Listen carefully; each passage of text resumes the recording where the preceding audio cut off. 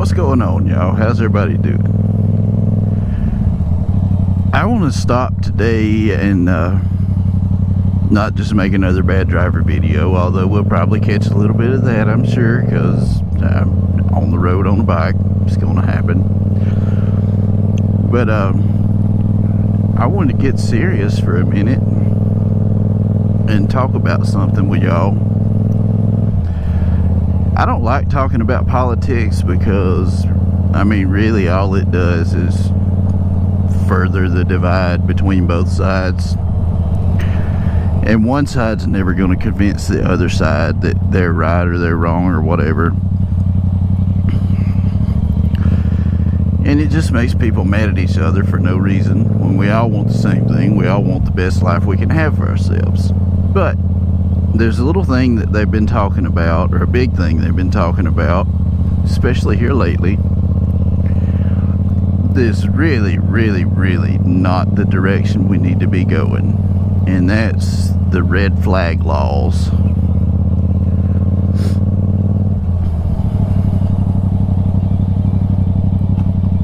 And let me tell you why I think this is the terrible idea. You don't have to have a reason. You don't have to have any proof. You don't even have to have a reasonable suspicion. You can get mad at somebody, call the law on them, tell them this guy's got a bunch of guns and you think he's a threat to society, and that gives the police all they need to execute a no-knock raid on your house, take all your guns, and you don't get them back because you're presumed guilty until you prove your innocence of a crime that doesn't even exist. See where we're going already? You're assumed to be guilty of doing something that hasn't even been done, and you're not getting your guns back, which is your right to own guns anyway. You're not getting your guns back until you have gone before a judge, and the judge has decided that you're not an actual threat to anybody. And let me be real clear about this. If you think that's going to be a simple process because you're an innocent citizen and a law-abiding person, you better think twice, because what judge do you know or have you ever heard of that wants to be the guy that gave the guns back to the guy that goes out and ends up committing a mass shooting? No judge wants to be that guy, because that guy would never live it down, and he would be famous until the day he died. So, I mean, just besides that, taking somebody's rights away without their due process. Imagine this. You're a law-abiding, gun-owning citizen. Your neighbor gets mad at you and knows that you have guns in the house. Let's say they're mad at you because you made one round not enough on the lawnmower, and they're mad because they had to mow a little piece of your yard to make everything look nice. Something simple and stupid like that. Whatever reason. Maybe they just don't like your face today. They decide to call the cops and say that you're a threat to the community. So, 2 o'clock in the morning, the SWAT team comes and does a no-knock raid at your house for no reason whatsoever, because that's how they do this. You hear things going on outside, you jump up, grab a shotgun, throw your wife the pistol because she can shoot too. Y'all head downstairs or to the front door, whatever, to check out all the racket. About the time you round the corner and get within eyeshot of the front door, the door gets kicked in. Well, the cops don't announce themselves because it's a no-knock raid at 2 o'clock in the morning. You're supposed to be asleep. they're supposed to just be able to mass in your house and roust you out of bed before you get a chance to fight, but you heard them coming and went into home defense mode.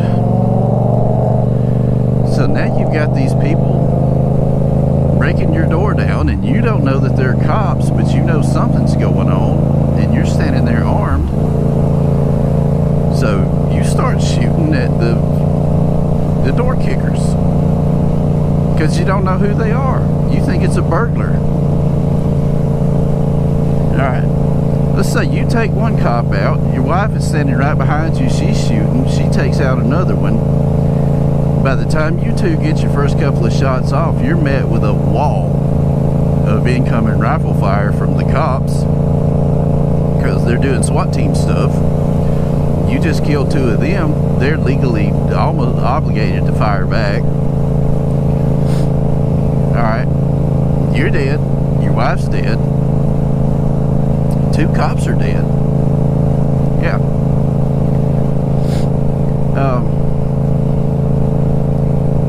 It just ain't right.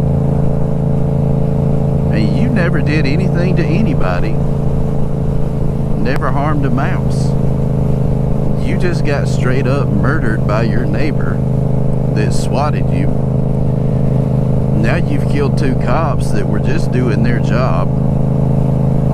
Whether they agree with the job, whether you agree with that job, they're just doing their job.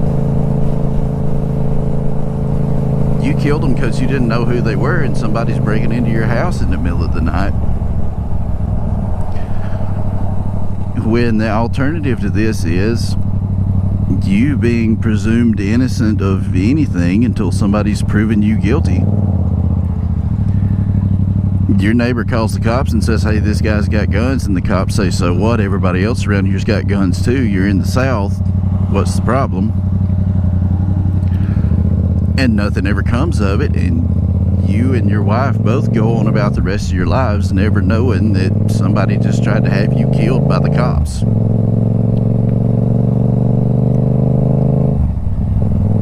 And as ridiculous as that whole situation sounds, there's already been a 65, 66 something, some old man got killed because his sister-in-law got mad at him about some kind of family beef and swatted him that way.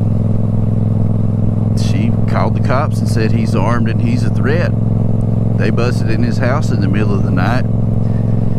He didn't know he was shooting at the cops, but he was shooting at whoever was trying to get into his house, and they killed him. It sounds ridiculous, but it has already happened, and if this thing goes into effect, it's gonna happen all over the place. You think there's stories about people getting shot and killed now? Wait till this happens. You're going to be hearing about a lot of dead citizens that haven't committed any crime whatsoever. And you're also going to hear about, there's going to be a fair share of stories about dead cops that were just trying to do their job. Now, this is not the way to do it. I promise you that. It's going to be bad, and it's going to be bad in a hurry, and it's going to be bad all over the place.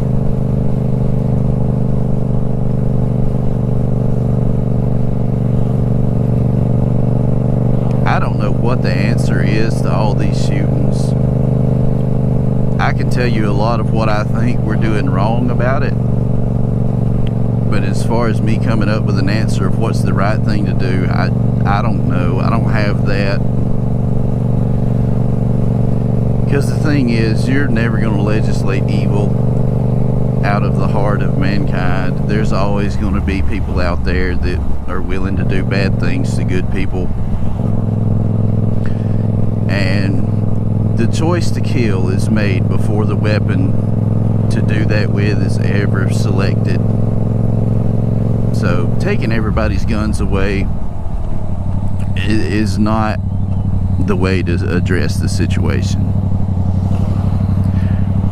If anything, all you're doing is making sure that the victims are unable to protect themselves when things like that happen.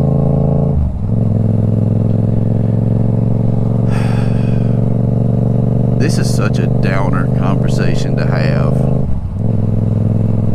but I feel like somebody needs to say all this stuff out loud. Yeah, I don't hate to be the one to have to do it, but I mean, it's like people just knee-jerk reflex and say somebody just got shot, let's take away all the guns. No, we need to stop and sit down and think about look at it from both sides, from the gun owner's side, from the law-abiding citizen side, from the innocent victim side, to the families of people that have been killed side. I mean, there's got to be something out there that works for everybody except the criminal. Because I don't care about the criminal. The criminal needs to be in prison. Screw that guy. As for the rest of us that are just out here trying to live our lives and go on about our business without hurting everybody else, that's who I'm concerned about. Go, person. They outlawed guns in Mexico, and the drug cartels pretty much do whatever they want to do in Mexico now. There is no chance for your average citizen to say, no, Mr. Drug Cartel, you can't take over my hometown. The police, the ones that are not bought and paid for and corrupt, know that they can't do anything about it either because they're outnumbered.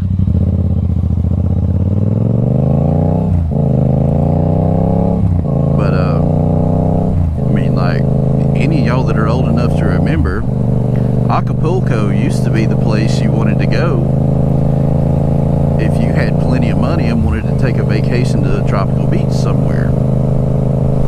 You know, Acapulco was the 5-star joint you wanted to go to. Oh, guess what? You ain't going to Acapulco now. No. That place is turned into Cartel Central. And Cancun is getting that way. Last time I was in Cozumel, I didn't want to go very far off of the main strip. And even then, I wish I'd had a pair of eyes in the back of my head because it was starting to get dangerous there. England banned guns, and now people are getting stabbed left and right, to the point they're talking about how people shouldn't own knives and carry knives. You know, as people are getting robbed in their house by people that are waiting to see that they're home. So not only can they get the valuables in the house, they can get the victim's wallet. Because they know whoever's sitting around the house is minding their own business waiting to get robbed is not going to have any defense against a dude with a knife or a baseball bat or a big stick or whatever. It's ridiculous. It shouldn't be.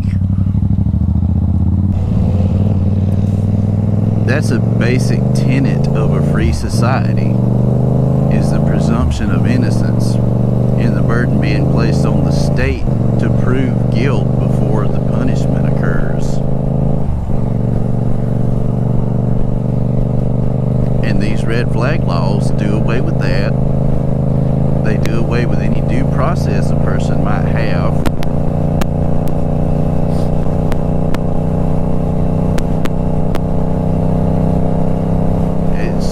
It's a giant leap backwards.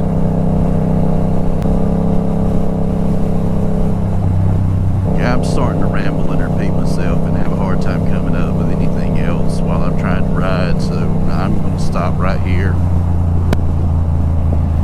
I'm sorry to be such a downer today, but it's all over my Facebook and all over the news, and I can't seem to get away with it, and now it's stuck on my mind. And it shouldn't be. It shouldn't even be something we're all talking about. Y'all try to have a little bit better day than I'm having. try to have a better day than he's having.